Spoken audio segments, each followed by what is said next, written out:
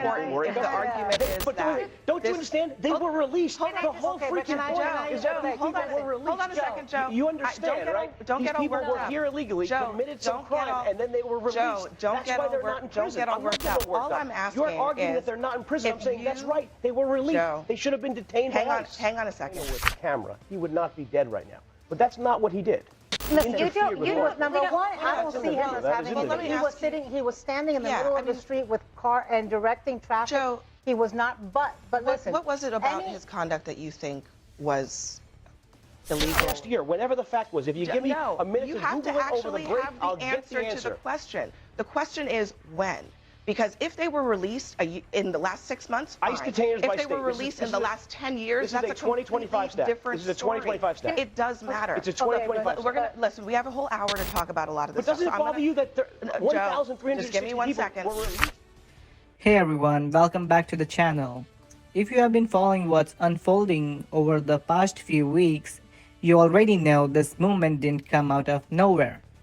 What we are seeing right now is a collision between federal enforcement, public backlash, and a political system struggling to control the fallout. And the reason this story keeps growing is simple. People are watching, people are recording, and people are no longer accepting vague explanations. Before we get into it, make sure you have subscribed to the channel. This space exists to break down what's happening in real time, cut through the spin, and talk honestly about power, accountability, and consequences. No yelling for clicks, no fear-mongering, just facts, context, and hot questions. Alright, let's get into it. The family has confirmed to CNN that the man that you see in this video that was released by the outlet The News Movement is, in fact, Preddy. He is seen shouting at agents before kicking at their vehicle's taillights. The agents then stop, exit their vehicle, and tackle Preddy to the ground. A struggle ensues. But a few minutes later, Preddy gets up, and a gun appears to be tucked into his waistband. Now, it's unclear if the agents noticed it in this altercation, but the agents ended the confrontation there and decided to walk away. Now, again, we don't know what took place immediately before this footage. Another video recorded by a local attorney shows more of the aftermath, including the agents turning around and leaving before deploying some type of smoke device at the protesters who were gathered there. Now, the attorney also captured this brief interaction that he had with Preddy. You okay? You okay? Okay. You okay? I'm okay. Are we all okay? Are we all safe? We okay? But this new footage is intensifying an already heated debate in this country about ICE's presence on American streets. MAGA influencer Benny Johnson says the new video destroys a leftist hoax. He argues it proves Preddy was not an innocent bystander or legal observer. Instead, he was, quote, a violent agitator and a psychopath hell-bent on attacking federal law enforcement. And I think the question, though, in response to that is, does that have any bearing on what happened to him 11 days later? Well, let's be clear.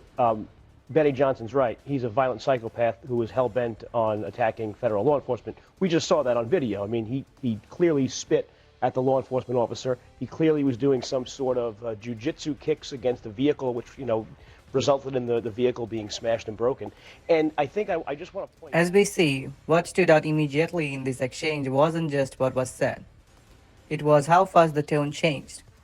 Ana Navarro laid it out plainly. The backlash is no longer coming from just one political corner. She pointed out that criticism is now coming from conservatives, Republicans, and people who usually stay quiet on these issues. That matters, because when backlash spreads beyond partisan lines, the narrative control starts slipping. Navarro's point was simple but devastating. This wasn't a case where officials would discredit the victim, dismiss the facts, or redirect attention with speculation. The evidence was already public. The videos were already out, and once that happens, the usual playbook stops working. Ali Honig picked up on something even more revealing: the shift in strategy. Just days earlier, Stephen Miller's messaging was absolute. No concessions, no ambiguity. Now suddenly there's acknowledgement that agents might have made mistakes. That's not a coincidence. That's pressure. Honig was clearly about why this matters. When responsibility starts getting pushed downward, When leadership begins distancing itself from outcomes, that's exactly why independent investigations become essential. Because without them, accountability turns into finger pointing instead of answers.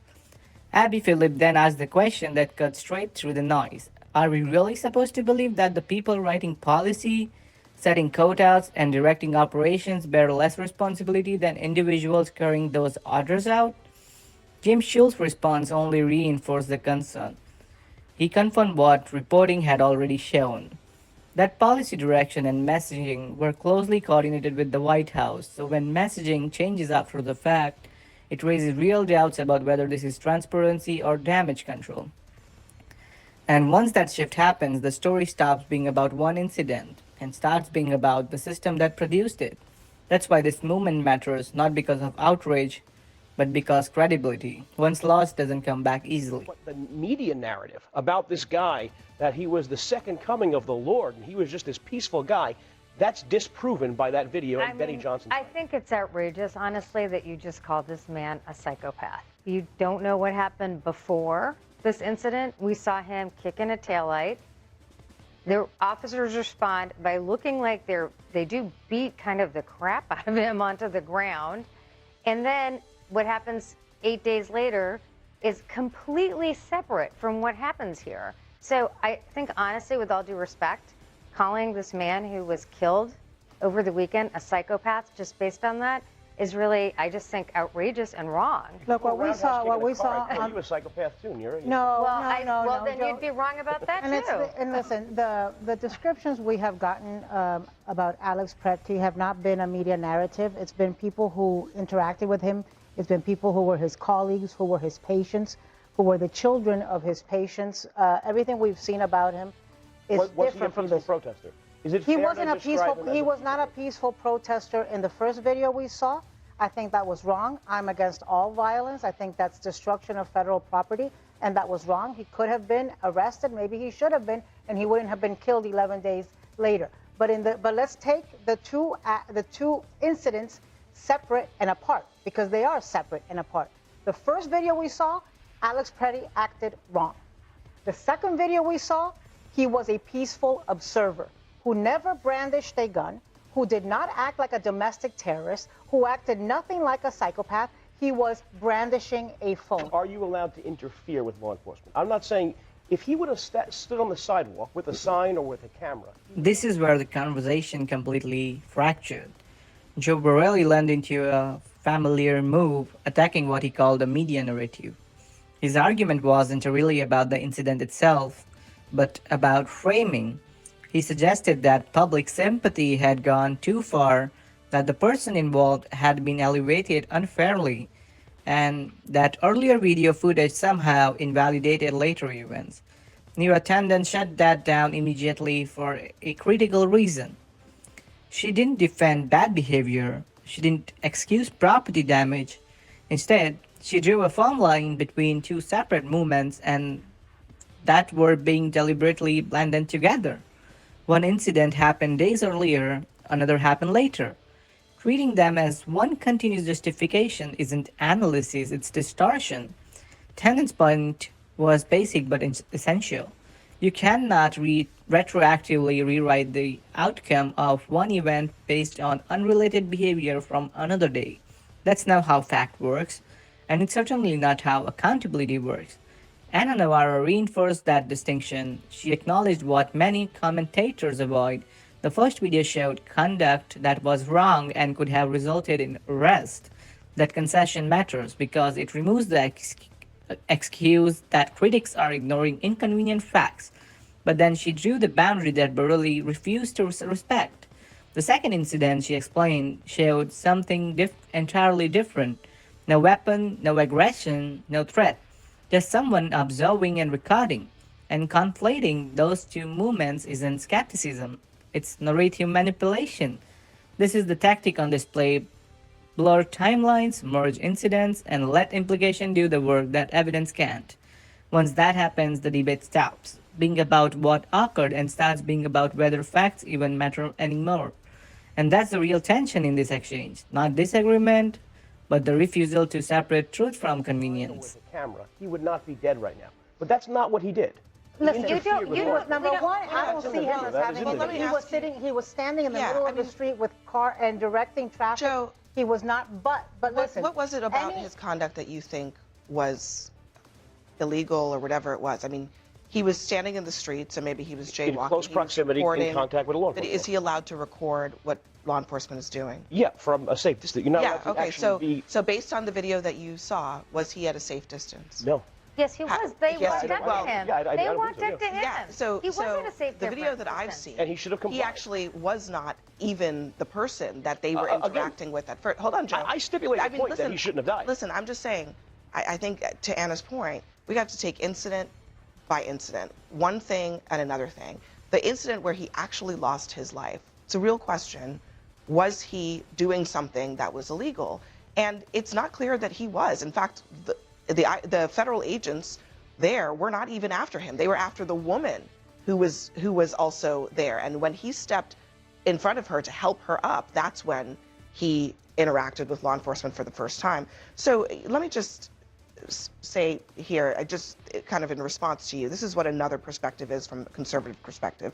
Eric Erickson says, guys, Alex Preddy was clearly an activist agitator in this clip. He was also disarmed by Border Patrol agents that killed him. The team sport insistence on dragging the dead man is kind of gross at this point. I understand pushing back against a narrative, but let the dead lie. That's his perspective. Scott? Yeah, look, I think the video that we've seen adds context to what he was probably doing over a period of time. I think the narrative has been that he was just... This is where the conversation stopped being about a single clip and turned into a broader argument about narrative versus evidence. Scott Jennings stepped in to argue that the video adds context, not a conclusion. Context. His point was that one moment shouldn't be viewed in isolation, that behavior over time matters when evaluating an incident like this. But that framing runs into a problem. Context only works if it explains the moment in question, and here the moment that mattered most, the one that ended a life, still raises unresolved questions. Was there a weapon? No. Was there a direct threat? Unshown. Was law enforcement actively pursuing him? According to the footage, what is visible is a rapid escalation during a situation that seconds earlier did not involve him at all. That's why even people who disagree politically are urging restraint. You can acknowledge earlier behavior without using it to retroactively justify what happened later. Those are two separate events, and collapsing them into one story muddies accountability. This isn't about defending activism, it's not about excusing confrontation, and it's not about demonizing law enforcement either. It's about recognizing when analysis turns into rationalization. When the debate shifts from what happened to what someone deserved, something has gone wrong. Accountability requires clarity, not character assassination. And until there's a full, transparent investigation that answers the basic questions, distance, commands, escalation, decision making, the only honest position is to admit what we don't know. That's not weakness, that's responsibility. Something huge at stake. It does seem that we are at a critical moment where there's a real question about whether ICE needs to be reined in. That's a question being asked by Republicans and by Democrats. And if so, how? Let me play what Elizabeth Warren said about what Democrats need to do in this moment.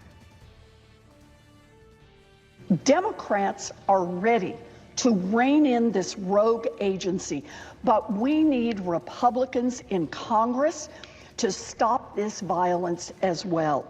And I know that there are Republicans right now who are seeing what we're seeing in Minnesota, and they know it is wrong. It is time to speak out. Silence is complicity.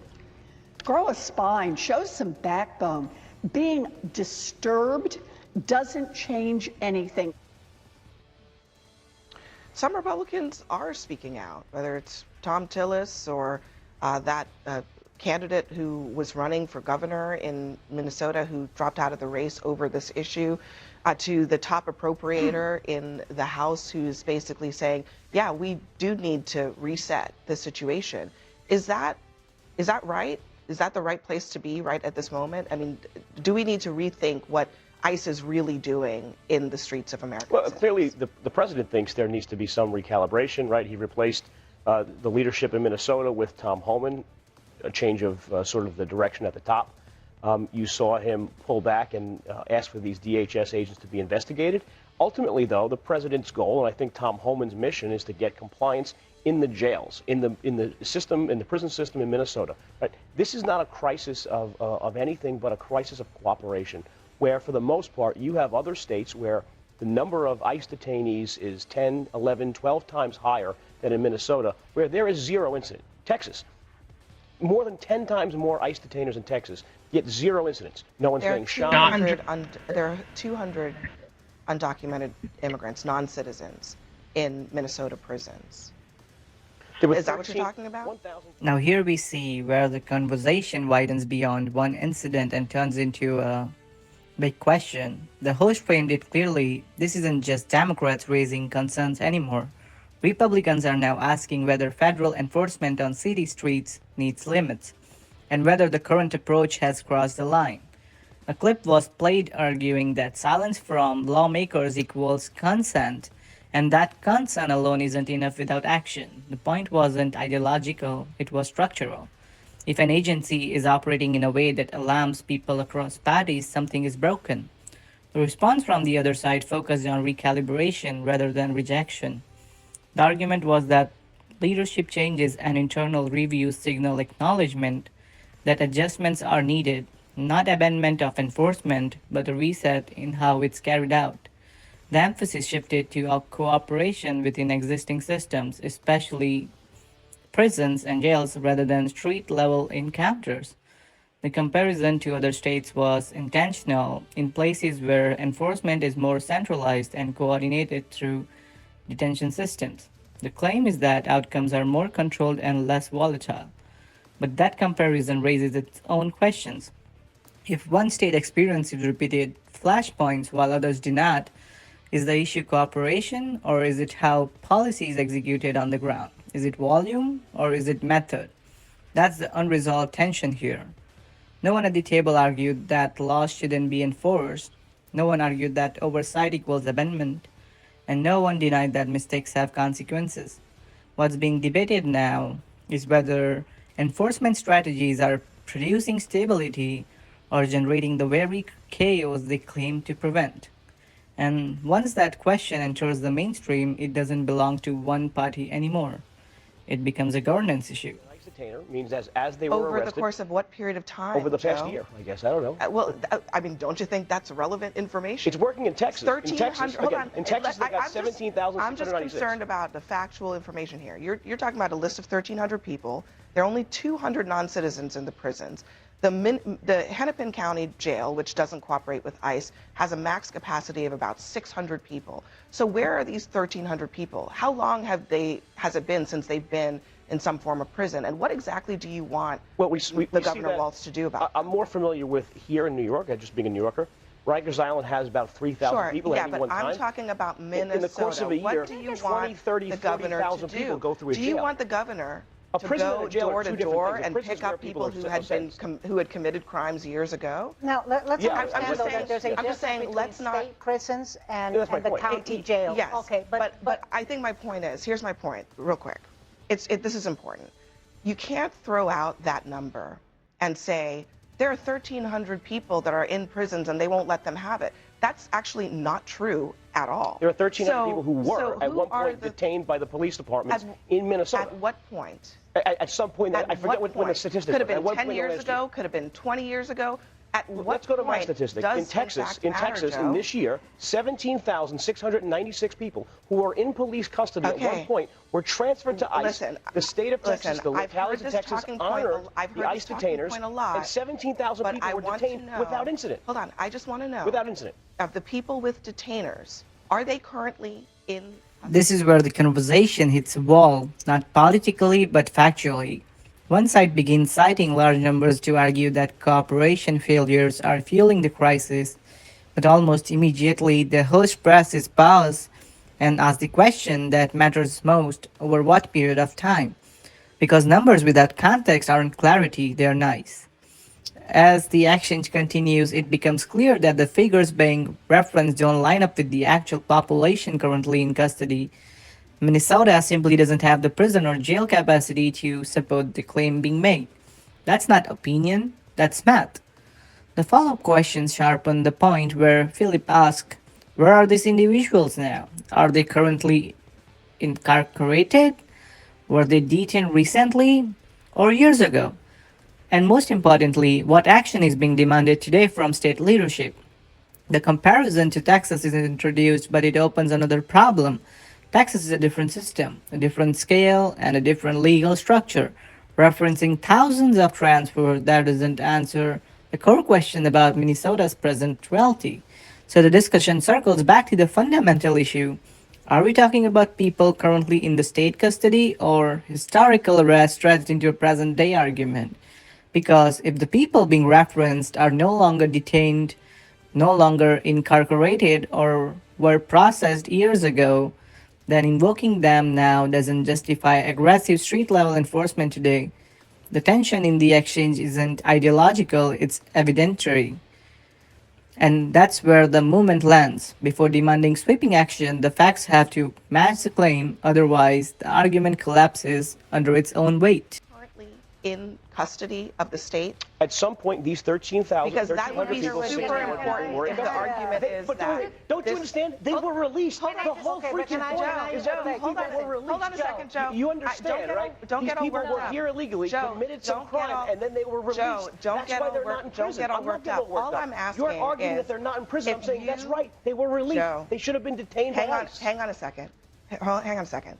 The state prisons, all right, Okay. hold on. The state prisons, which holds a vast majority of people who Which is committed people crimes. after they've been convicted. Yes, which is a due process if you've been convicted of a And ICE detainer convicted of a happens at crime. the time of arrest Hold in on the a second. county jail. Hold on a second, Joe. Yeah. Just give me 1 second. Okay. In the state you let me prisons, they work with ICE. So when you have committed a crime and you are convicted of that crime, they will call ICE and say, hey, this guy is in here, they're about to get out, come and get him. So that is happening.